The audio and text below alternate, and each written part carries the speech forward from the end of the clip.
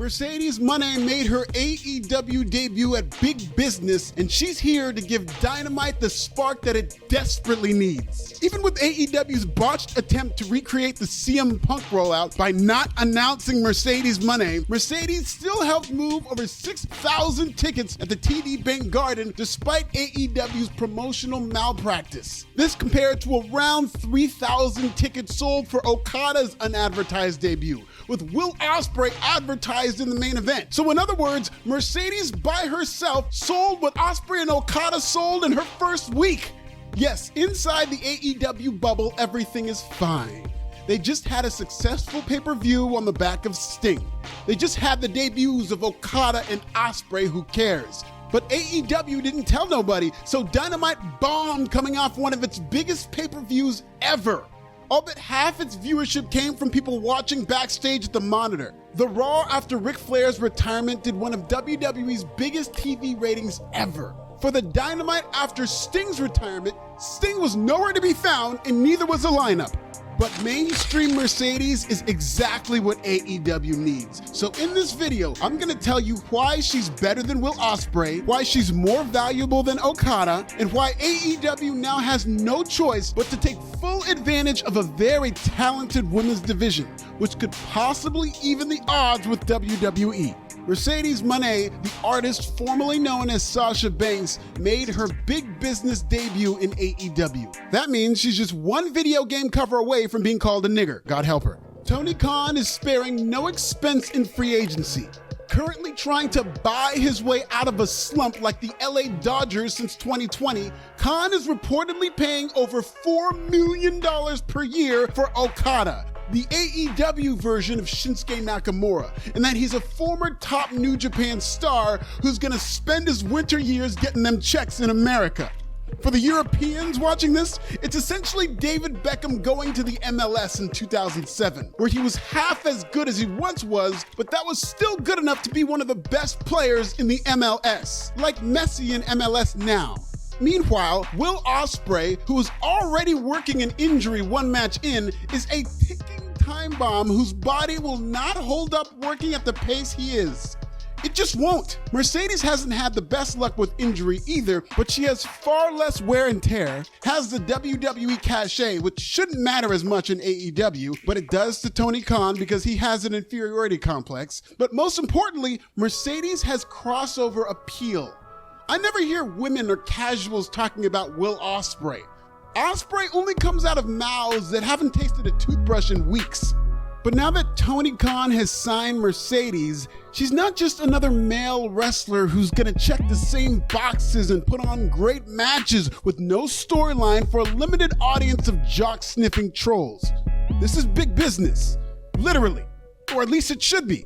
Mercedes had WWE tight before she even showed up on AEW TV because I saw nothing but big business references on WWE programming. Mercedes doesn't come cheap, which means Tony Khan's big investment wasn't just an investment in Mercedes Mone, but also in his struggling women's division. One that's down so bad that Jade Cargill walked out of it, even as their biggest star. AEW's booking of its women has been so bad, they can't find time for Britt Baker. Jamie Hayter should have been back by now. And how is Willow Nightingale not the next Bayley yet? How? Why is Athena stuck in Ring of Honor? The struggles of AEW's women is no fault of theirs.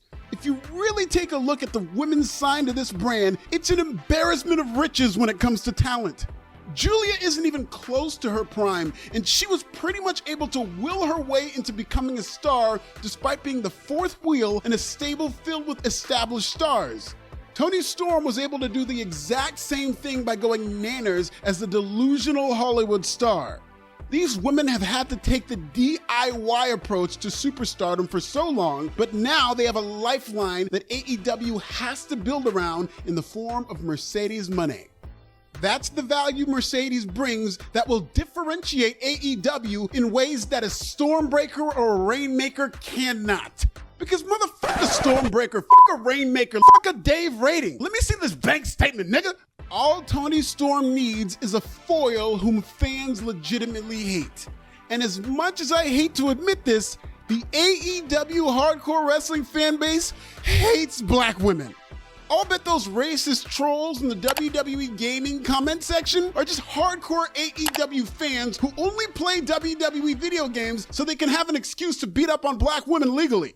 Given the fact that Mercedes is an ex-WWE star making all that money in a promotion built around great white hopes, AEW needs to lean into making her the heel that all these nerds want her to be. Yes, there was that initial pop and people are happy to see Mercedes early on. But I've seen Sasha Banks as a heel. I've seen Sasha make little girls cry. And if AEW lets her cook, its women's division will be the key to a turnaround. For AEW, women's wrestling is your friend. Which reminds me, if you love wrestling documentaries, we've partnered with the most affordable streaming service in America, your friends and mine at Friendly TV. If you're watching this, you're a wrestling fan. And my favorite type of wrestling fan, by the way, because you subscribe to this channel. Thank you very much. Like me, you enjoy wrestling content like documentaries and behind-the-scenes stories, like the Pipe Bomb Problem, our CM Punk documentary, which was named the greatest wrestling documentary of all time by Alfred Konuwa. And now you can get even more TV wrestling content with our affiliate, Friendly TV. Friendly TV is the most affordable streaming service in America, starting at only $6.99 per month, billed annually. And in addition to over 40 top-rated live TV networks, you can watch Dark Side of the Ring, which just premiered season 5, Biography, WWE Legends, and WWE Rivals. I signed up for the 7-day free trial of Friendly, and I'm keeping it because it has all my favorite wrestling content all in one place, all for the most affordable price in these United States. Right now, you can try Friendly for free by clicking the link in the description or scanning the QR code. If you're an avid wrestling fan who enjoys docuseries about this art, Friendly is your friend, and so am I. AEW needs to stop trying to be like WWE. It needs to be more like NXT in 2014. How they've already painted Dynamite like NXT 2.0, now just try to book it like NXT 1.0. When NXT really started taking off as a viable third brand, it was on the strength of women's wrestling. Paige, Emma, and the Four Horsewomen were the foundation of NXT. And these days in Stamford, you don't become one of the biggest women's stars in wrestling without earning your stripes in NXT. Bianca Belair, ask about her. Rhea Ripley, ask about her.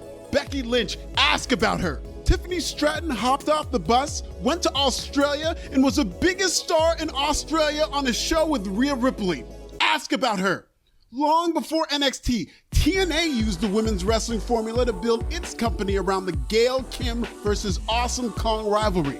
As embattled as TNA was, and always has been, the rise of the Knockouts division was a huge part of its golden age. Indie male darlings out of their primes is not gonna help AEW, no way. Though they will be featured in our March Mayonnaise tournament, voting's underway right now. But it won't grow their audience, it won't appeal to women or families, it's diminishing marginal returns that'll only serve to recycle the same Meltzerian praise from the message board crowd that only moves the needle when they throw a syringe in the trash. Big business is only something AEW can do with its women right now. All of its top guys were emasculated by CM Punk. That's just facts. Talk about a midlife crisis. Look no further than the Young Bucks, who are essentially trying to capitalize on their heat as evil EVPs past the expiration date now that Phil is gone. Even if AEW wanted to build around its male talent, they literally don't have any pillars to stand on. Sammy Guevara got suspended again. Darby Allin is headed to Mount Everest with glass shards in his back like a stuntman in stockings. Jack Perry is in the wilderness of New Japan Pro Wrestling and hasn't been on AEW TV in months. And MJF got injured trying to be the workhorse that Will Ospreay already got injured being. Pillars? If AEW tried to sell a Pillars t-shirt right now, it would look like the plain white tees that Bryan Danielson wears. AEW needs to double down on women's wrestling. Build Collision around Mercedes Mone, Toni Storm, a returning Britt Baker, a returning Jamie Hayter, and the untapped potential in the women's division that still has so much room for growth. Does AEW want to be known as a makeshift ECW, a Caucasian New Japan Pro Wrestling, or a forward-thinking national pro wrestling promotion that could differentiate itself by leaning in on women's wrestling? Happy Women's History Month or whatever. Check out this video on what the heck happened to the Young Bucks and subscribe. Will Mercedes Mone be a game changer? Tell me in the comments.